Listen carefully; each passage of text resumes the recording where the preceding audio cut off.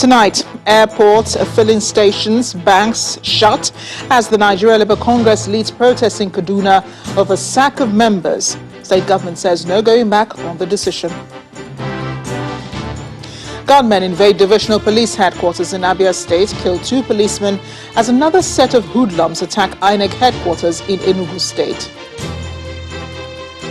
Military says it requires at least $2 billion per annum to procure equipment in the next 3 years to tackle security challenges facing the country. And bombs, rockets and a ground offensive of violence between Israel and Palestine rages as calls for cessation of conflict increases. Plus, business, sports, news from Abuja and later international news from our London studio. On business news tonight, Nigeria's headline inflation drops to 18.12% in April, holds 20 consecutive months.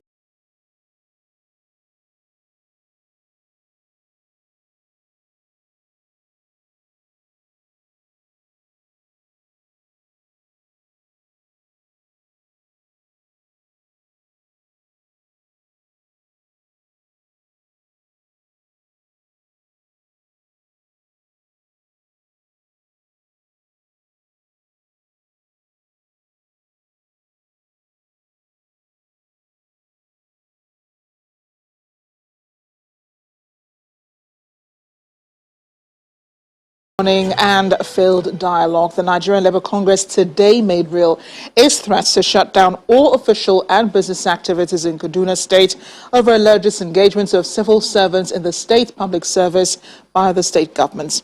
The aggrieved workers, led by the NLC president, Ayuba Waba, says the 5-day warning strike only provides the ground for the state government to rescind its decision or prepare for a total shutdown with the entire labour force. The airport, filling station and even the State House of Assembly were shut in compliance with the directive from the NLC.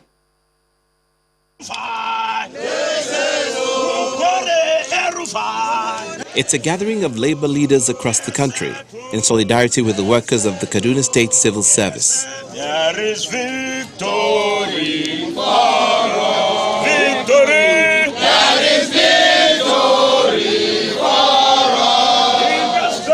Their grouse is the alleged disengagement of workers of the state local government councils and the plan to sack more by the state government. Despite the ban on street protests, the workers in their numbers carry placards with different inscriptions on major roads in the metropolis, causing gridlock.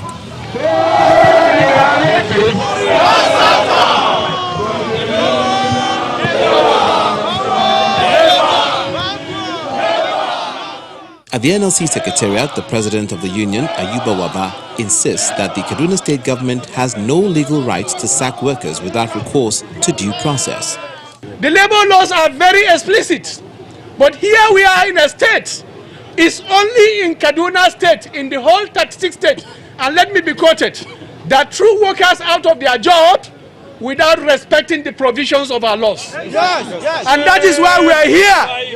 Political elites are elected to respect the law of the land. In fact, they swore to uphold the provisions of our laws. But here we are. A governor is not even respecting the law, but is violating the law with impunity.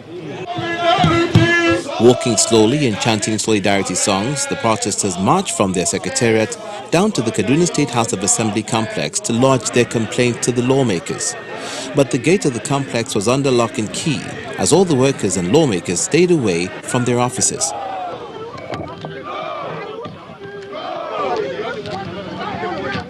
Undeterred, the workers say they will not relent until justice is done. There is rule of engagement, what we call redundancy law. Even when you want to declare workers' position as redundant, the law says you shall consult their labor union. And Rufai didn't do this. What he was doing it in breach of extant laws. The strike also paralyzed economic activities in the state as banks and filling stations are under lock and key, with workers at the Kaduna International Airport also joining the strike in solidarity with the NLC.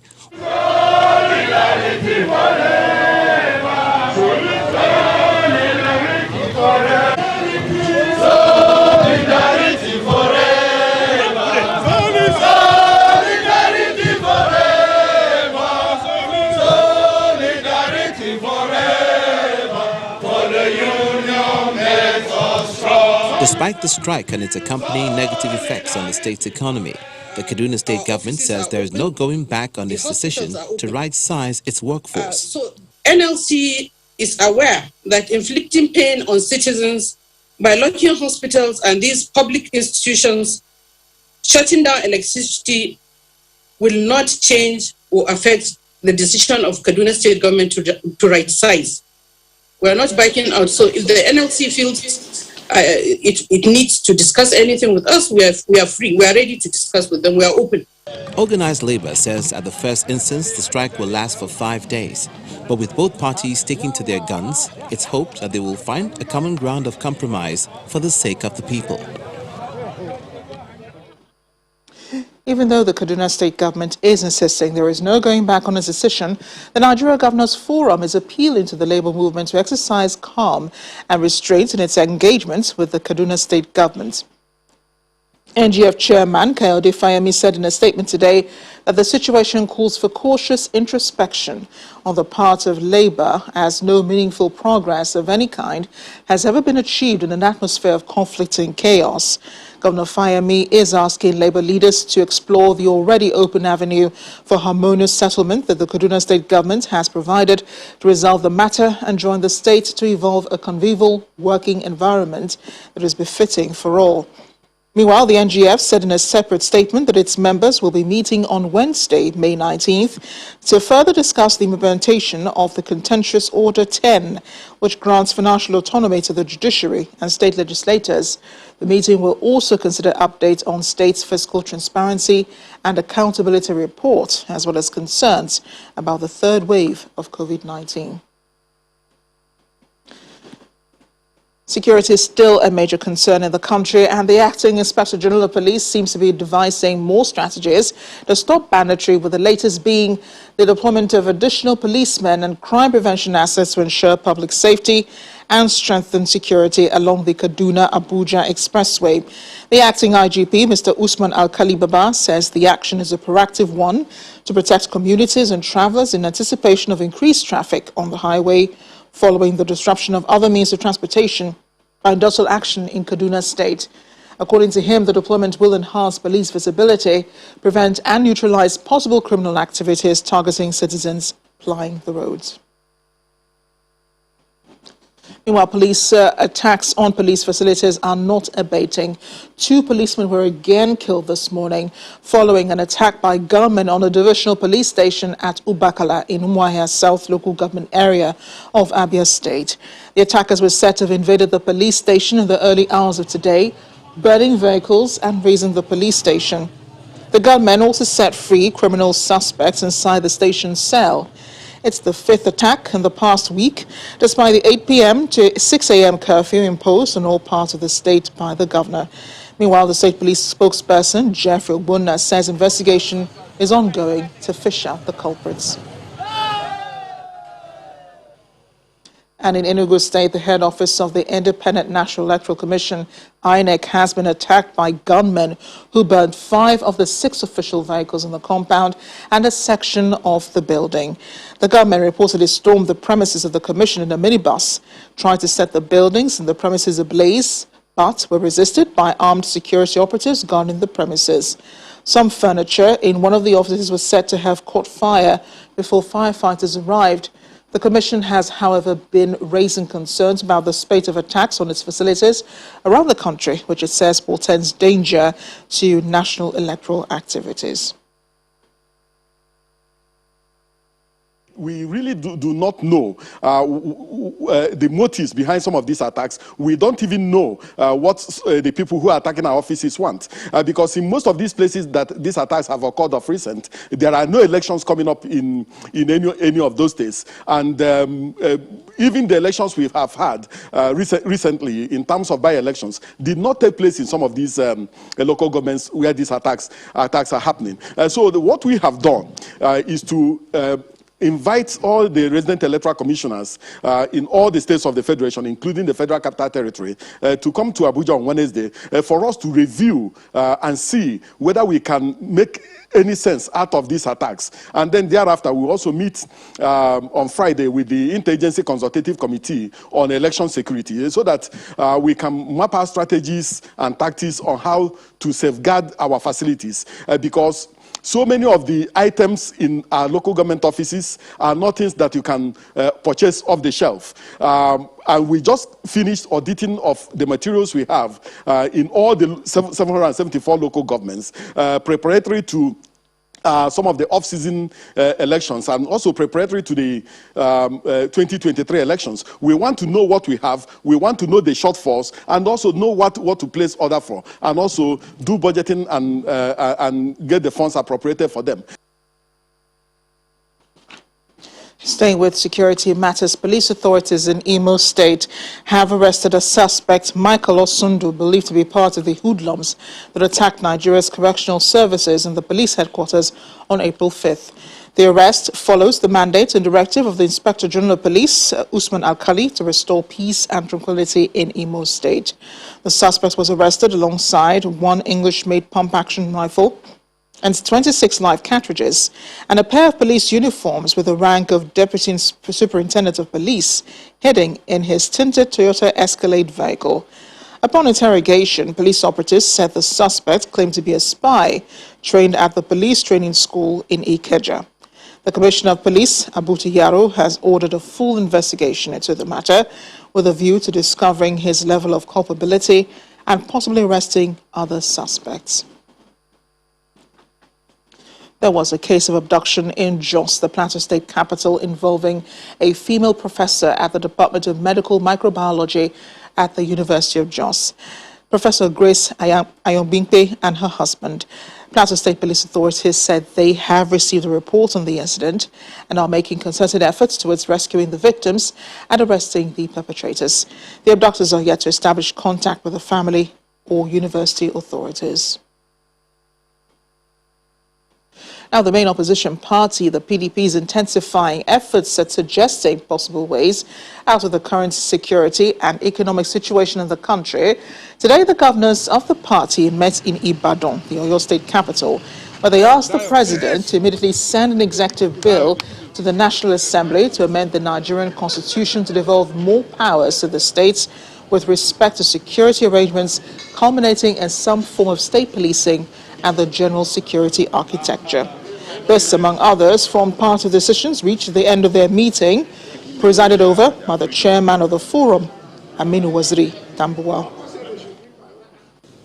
The meeting called on Mr. President as the Chief Executive Officer of Nigeria and Commander-in-Chief of Nigerian Armed Forces to immediately send an executive bill to the National Assembly to amend the Nigerian Constitution to devolve more powers to the states with respect to security arrangements, culminating in some form of state policy and general security architecture.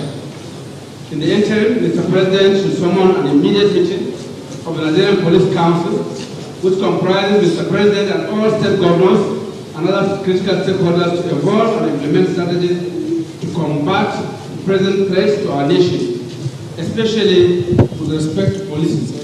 The meeting agreed that the police force still remains appropriate institution to secure our democracy and should not be subjected to personal attacks.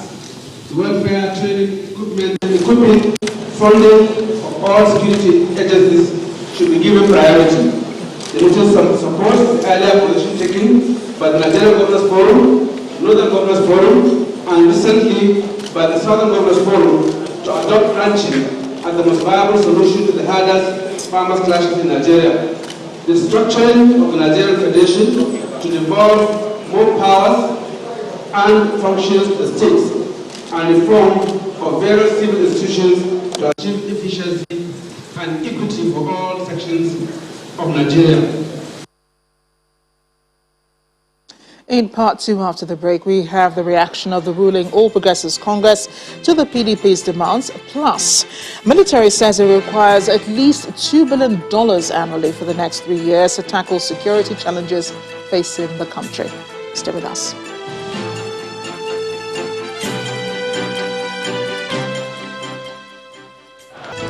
Welcome back. You've just joined us to watch the news at 10 live on Channels Television Lagos. A reminder of our top stories. Airports, filling stations, banks shut as the Nigeria Labour Congress leads protests in Kaduna over sack of members. State government says no going back on decision. Gunmen invade divisional police headquarters in Abia State, kill 2 policemen as another set of hoodlums attack INEC headquarters in Enugu State. Military says it requires at least $2 billion per annum to procure equipment in the next 3 years to tackle the security challenges facing the country. And bombs, rockets and a ground offensive, violence between Israel and Palestine rages as calls for cessation of conflict increase.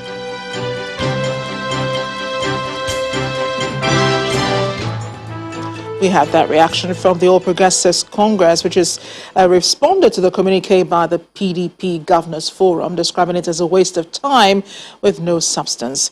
The APC said in a statement by its National Secretary, John Akpano-Dodohe, that it is unfortunate that the PDP governors chose to engage in misplaced name-calling and abuses instead of seizing a golden opportunity provided by the meeting to offer meaningful and patriotic contributions on the review of the state of the nation. The statement further adds that the efforts and records of the Buhari government on revamping the economy, devolution of powers, upgrading the country's security architecture, governance and electoral reforms, addressing perennial farmer-herder clashes, public sector reforms are all visible and unmatched.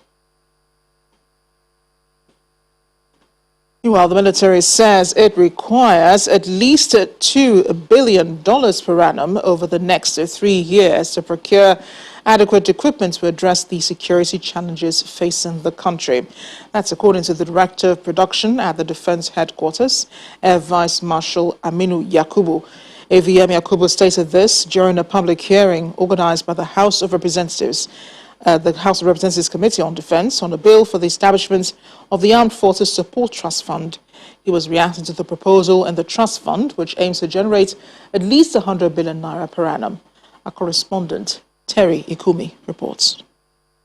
Many consider the current insecurity in Nigeria to be at an all-time high. And as far as funding goes, the World Bank reports that an average of 0.5% of the country's GDP is dedicated to funding the military annually.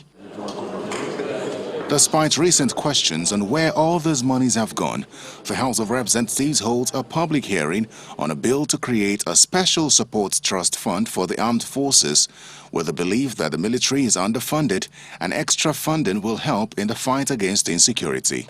It is important to state that this bill has been designed in such a way that there will be no direct financial burden on any Nigerian or businesses. The revenue sources are mostly statutory deductions as well as voluntary donations. The Speaker of the House of Representatives, who is represented by the Majority Leader, states further plans by the House to address the insecurity. I agree that the solution to our insecurity as a nation will not only be by military powers alone, but also by non-military engagement and development of communities. That is why next week the House of Representatives is hosting a 5-day special summit on security. For the Defense Headquarters, the sources of funding proposed in the bill are inadequate.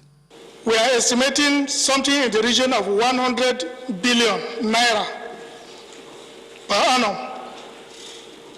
Convert that to dollars, because virtually all the equipment are imported. This will go nowhere, and it will not address the problem we are seeking to address unless we expand the sources. By my estimation, if we are not able to raise a minimum of $2 billion per month, $2 billion per annum, because many of these manufacturers of equipment require 100% down payment. One of the sources should be any recovered funds. Any recovered funds.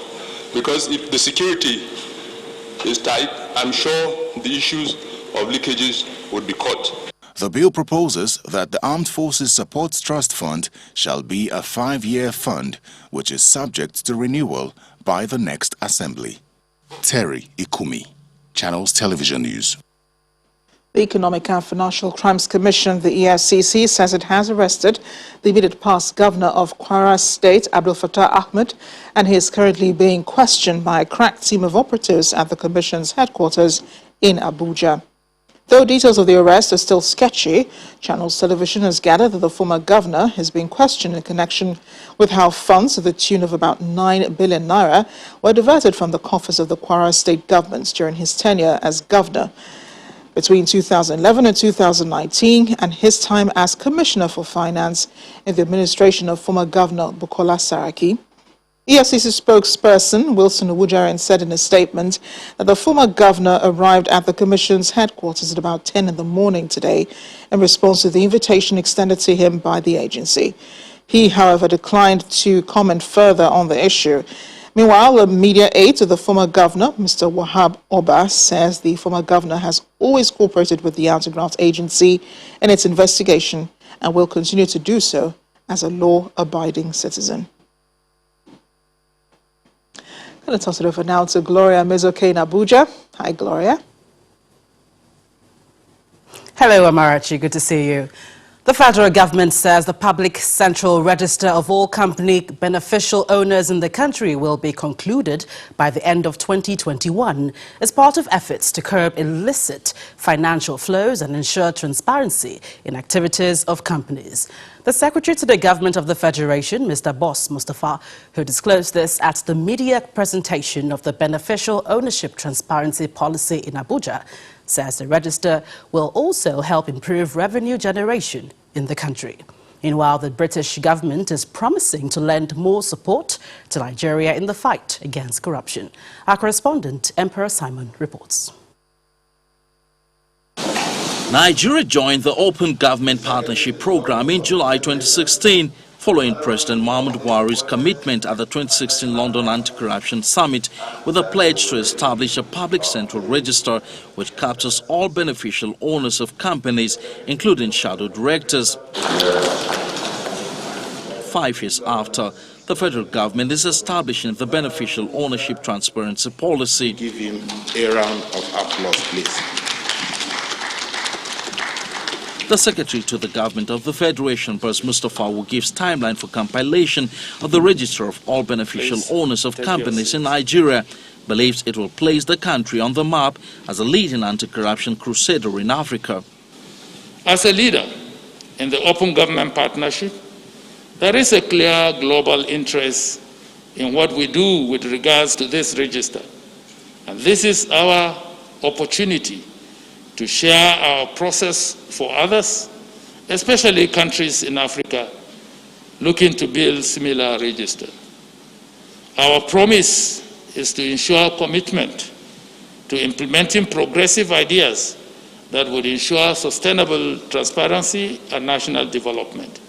We have gathered here to brief the media about the design and development of an open register of beneficial owners of companies as part of our efforts to keep all stakeholders abreast of this process, ensure that their input is captured in a way that we develop a register that works for everyone. Meanwhile, the British government says it remains committed to supporting Nigeria. The UK will keep supporting Nigeria as a key partner in its journey to complete the beneficial ownership process. Because in a global world, in a global economy where money flows so easily across borders, it's more important than ever that we all work together to tackle this shared problem effectively. According to the 2020 Corruption Perception Index by the Transparency International, Nigeria ranks 149 out of 180 countries in the world and is second most corrupt country in West Africa. Stakeholders here are of the opinion that the implementation of the policy must go beyond paperwork. Emperor Simon, Channels Television News. About 1.4 million people die annually from road crashes globally, and about 272,000 die each year on African roads, with pedestrians accounting for 40% of the figure. These figures were given by the head of mission and representative of the World Health Organization, Dr. Walter Mulumbo, at the 6th United Nations Global Road Safety Week held in Abuja. He called for the implementation of the 30 km/h speed limit. The United Nations Global Road Safety Week is a biennial global campaign program to raise awareness of road safety and make the required changes that will reduce the rate of injuries and deaths. According to the Federal Road Safety Corps, speed violation accounted for 51.7% of road crashes in 2018 and 47% in 2019. They advise motorists on the need to be cautious while driving. The role of speed in crashes can be described in terms of its effect on the driver, the vehicle, and the road. Speed reduces the amount of time the driver has to react in a dangerous situation. The figures generate concern here, especially as it affects the revenue of low and middle income countries. Every year, 1.4 million people die from road traffic injuries worldwide. Today, it's the leading cause of death for children and young people between the age of 5 and 29-year-old. Road traffic crashes have been attributed to a loss of 3 to 5% of countries' GDP, particularly in the developing countries like ours. In real terms, this can be estimated at between 6 to 9 trillion naira loss every year from road crashes. The federal government is hoping to halve traffic accidents by 2030, and the United Nations provides a useful partnership for that to work. Reductions in road traffic mortalities and morbidities are possible. However, for this to happen in this dispensation, countries need to implement systematic approach to road safety, build capacity, scale up enforcement activities, design better roads, and engage end users through targeted advocacy. The theme for this year's campaign, Managing Speed, is a very key intervention aimed at addressing the issues of road crashes and also calling for the implementation of a 30 km/h speed limit for all motorists in urban areas and villages, especially in Nigeria. When the News at 10 returns, women group in Taraba demand action by government to end gender-based violence in the state. Plus, Nigeria's headline inflation drops to 18.12% in April, holds 20 consecutive months of increase. That's some business news. To join us again. Welcome back. You're still watching the News at 10, coming to you live on Channels Television. Women in Taraba State, through the Office of the Wife of the Governor, are asking the state government to declare a state of emergency on gender-based violence in the state. This is sequel to the high rate of gender-based violence underreported, owing to fear of shame, stigmatization, and difficulty to seek justice. Violence against women and girls is one of the most prevalent human rights violations in the world today that knows no social, economic, or national boundaries. It's a global pandemic that affects 1 in 3 women, yet remains shrouded in a culture of silence, with victims going through the consequences such as unwanted pregnancies, sexual transmitted infections, trauma, among others. In Taraba State, northeast Nigeria, the case is not different, as the police almost on daily basis treat such cases. Worried by this growing trend, the wife of the governor, Anna Ishaku, led a delegation of women activists to curb the menace, calling for state of emergency to address the situation. We therefore call on Your Excellency to declare a state of emergency on rape and gender-based violence following the resolution of the Nigeria Governors Forum here in Taraba, to set up Gender-Based Violence Management Committee based on operational guidelines and provide their terms of reference. Governor Darius Ishaku reminds the delegation of the existence of laws against gender-based violence in the state, asking that they allow the law deal with perpetrators. He insists that no offender will go scot-free. Once there is a law and is being followed, gradually and surely people will get to know that whatever they are doing against the gender-based violence is illegal and is not allowed by law, and they all will be punished. That will be the beginning, and I think that will help greatly to reduce this incidence of gender-based violence. Incidences of gender-based violence is made worse by the insurgency in the northeast and increase in crime in other parts of the country, a trend the governor believes needs huge resources to conquer.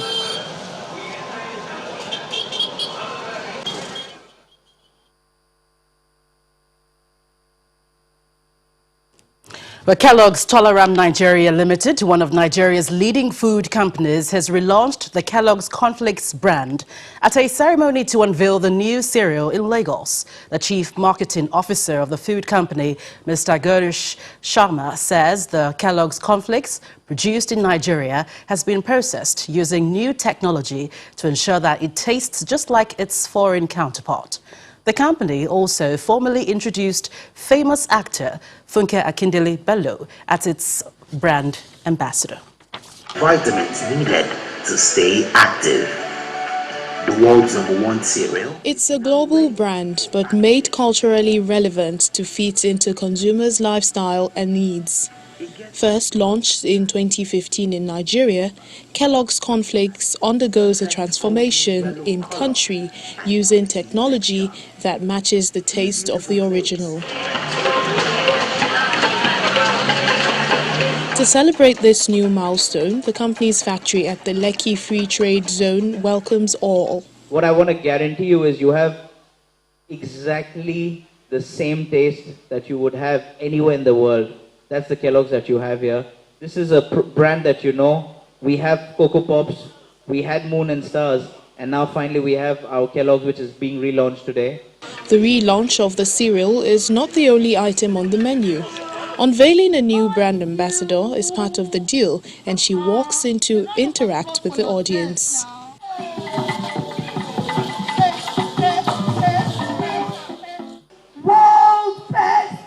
#1 cereal. Next is the unmasking of the new Kellogg's Cornflakes, fortified with 9 vitamins. Try today. Introducing world's Everyone present is encouraged to taste, and some of those present are excited about the new product. Vitamin B6, B9, B12, as well as vitamin C, ample amount of vitamin C. This is a product that can be described as a healthy diet because of all those characteristics which I have made earlier. We can vouch for Kellogg's Cornflakes. They have the best quality, I must say, tested and trusted. And because of this, I've taken up the responsibility to influence, to support the brand with my own influence within and across Nigeria. Now that Kellogg's Cornflakes is back, the food company is optimistic of a large market share. Kellogg's is a premium brand. We've come into the market, we want to take over the market. And in the next couple of years, we want to take Kellogg's cereals penetration and market share to over 50% in the market. Kellogg Tolaram Nigeria Limited in 2015 started production in 2018 with the aim of developing the cereal and snack business in Nigeria and other West African countries. But that's it from Abuja. It's over now to Anne Mwawado in Lagos for Business News.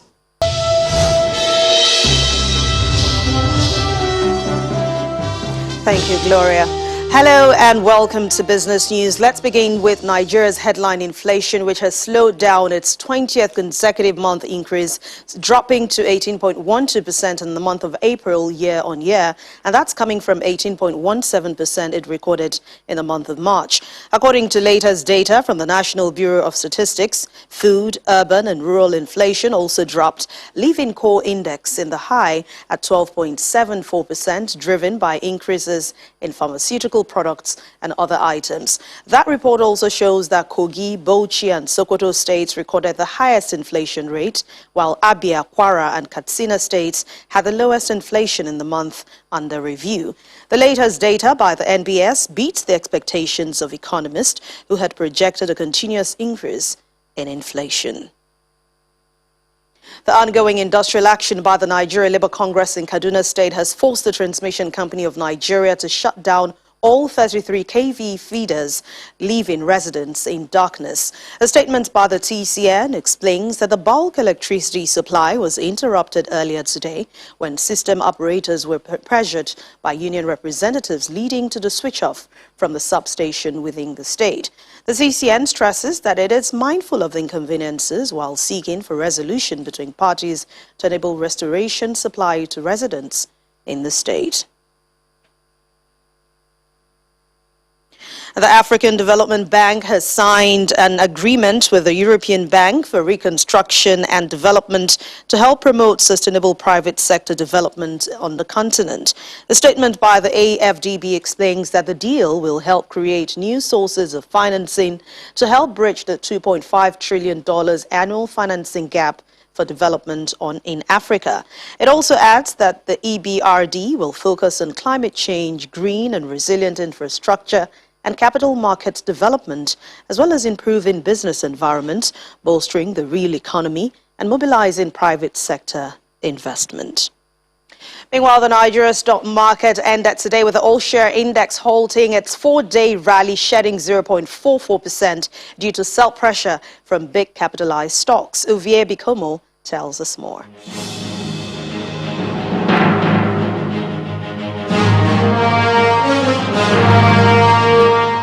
Nigeria's stock market begins the third trading week of May with a pullback from the positive trends recorded in the entire 3 sessions last week. More than 91 billion naira is lost to renewed sell pressure, which affected 14 equities across 4 out of 5 key sectors of listed equities.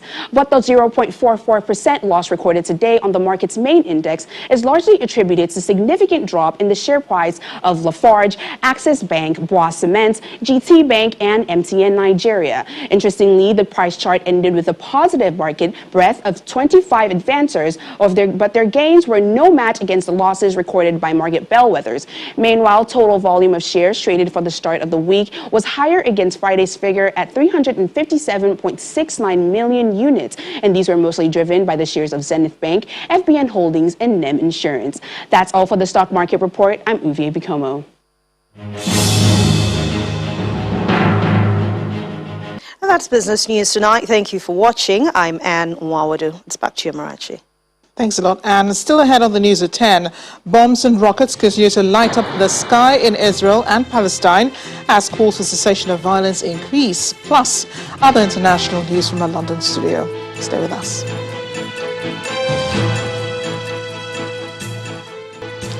Welcome back. The police have rearrested another escapee from the Imo Correctional Center. The 35-year-old man, identified as Eze Obinna, was arrested last December by operatives of the anti-kidnapping units for abducting the victim. He personally transferred the sum of 5 million naira from the victim's bank account to his own account and later collected the sum of 4 million naira as ransom from the same victim. After his escape from the correctional center on April 5th, when hoodlums attacked the facility, a suspect was said to have formed another deadly kidnap gang and has been terrorizing Owerri and its environs. Beyond our shores now, more international interventions are holding to help Israel and Gaza out of the current crisis. U.S. President Joe Biden says he's speaking to Israeli Prime Minister Benjamin Netanyahu, but he has not confirmed whether he will join calls for a ceasefire in Israel. U.S. officials have held over 60 calls with Middle East counterparts aimed at de-escalating the violence. This comes amid efforts by other countries to find a way to end the fighting. Simon Pusey has more in Around the World in 5. Good evening and welcome to the Channel Studios here in London with your international news around the world in 5. Israel has carried out dozens of airstrikes on the Gaza Strip after Palestinian militants fired rockets at southern Israeli cities in some of the heaviest fighting since the military action began a week ago. Israel said it hit facilities belonging to the militant group Hamas and several commanders' homes, but main roads and power lines were also damaged. There were no immediate reports of casualties following the strikes. The Israeli military said more than 50 warplanes conducted a 20-minute attack on the Gaza Strip shortly before dawn. They struck what they described as 35 terror targets and destroyed more than 15 kilometers of an underground tunnel network belonging to Hamas. The military also said it had hit the homes of 9 high-ranking Hamas commanders. COVAX, the international scheme to ensure equal access to COVID-19 vaccines, is 140 million doses short because of India's continuing COVID crisis. The Serum Institute of India, the largest single supplier to the COVAX scheme, has made none of its planned shipments since exports from the country were suspended in March. The UN Children's Agency, UNICEF, buys and distributes vaccines for COVAX, and it is urging leaders of the G7 nations and EU states to share their doses. UNICEF says this group could donate around 153 million doses, while still vaccinating their own populations. Thailand has seen its highest number of daily COVID cases, with the majority of the new infections stemming from the country's overcrowded prisons. Almost 7,000 prisoners make up for more than 9,500 of Monday's new cases, more than double the previous daily record. Thailand admitted there were growing clusters in jails after several prominent activists tested positive. The country has managed to keep coronavirus numbers low for the last year, but saw a huge spike last month. A total of more than 1,100 cases have been reported since the beginning of the pandemic.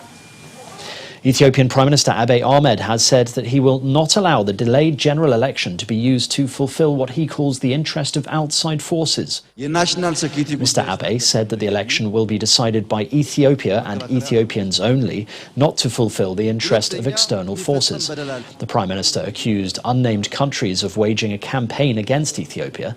His government has come under pressure from the US and European Union over alleged human rights abuses and the humanitarian crisis in the northern Tigray region. The corruption trial of South Africa's former president Jacob Zuma has been pushed to May the 26th, where a formal plea will be entered. Mr. Zuma is expected to plead not guilty. His supporters gathered outside the High Court ahead of his appearance.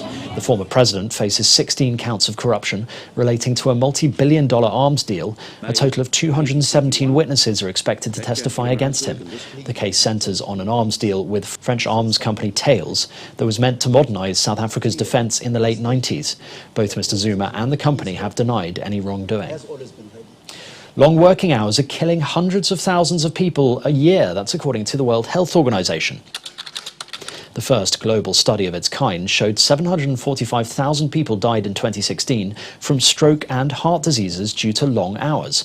The research found that working 55 hours or more a week was associated with a 35% higher risk of a stroke and a 17% higher risk of dying from heart disease compared with a working week of 35 to 40 hours. The report found that people living in Southeast Asia and Western Pacific region were the most affected. Incredible new drone footage has been released showing the scene of a derailed train in Iowa in the US. Video from above shows train carriages strewn around the track with some parts still on fire. According to the local fire chief, the train was carrying fertilizer and ammonium. 80 people were evacuated, as well as people within an area of 5 miles around the scene. Union Pacific, the company owner of the train, said in a statement there were no injuries to the crew. And finally, a zoo in the Peruvian capital Lima has shown off 2 endangered baby American crocodiles to the public who were born at the zoo through artificial insemination.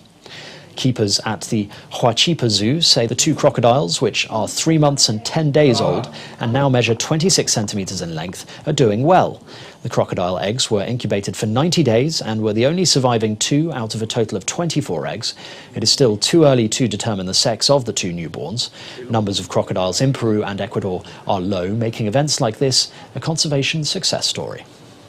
And that's your international news around the world in 5. Now back to the Channel studios in Lagos.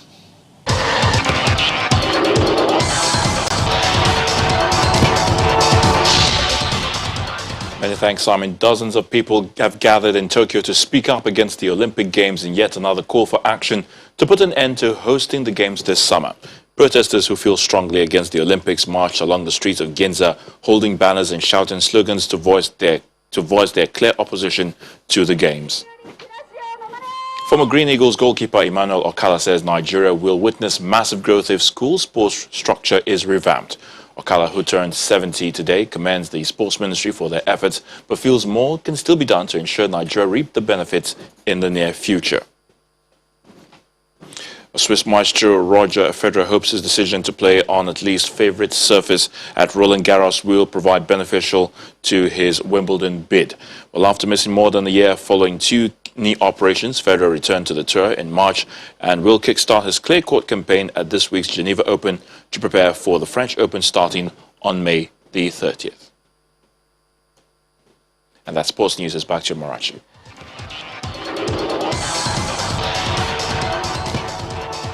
Thanks, Ayotunde. And the main news again. Airports, filling stations, banks were shut today in Kaduna State as the Nigeria Labour Congress led a protest over the sack of their members. The state government said there is no going back on the decision. And that's the news at 10 tonight. Thanks for watching. I'm Amarachi Ubani. Good night.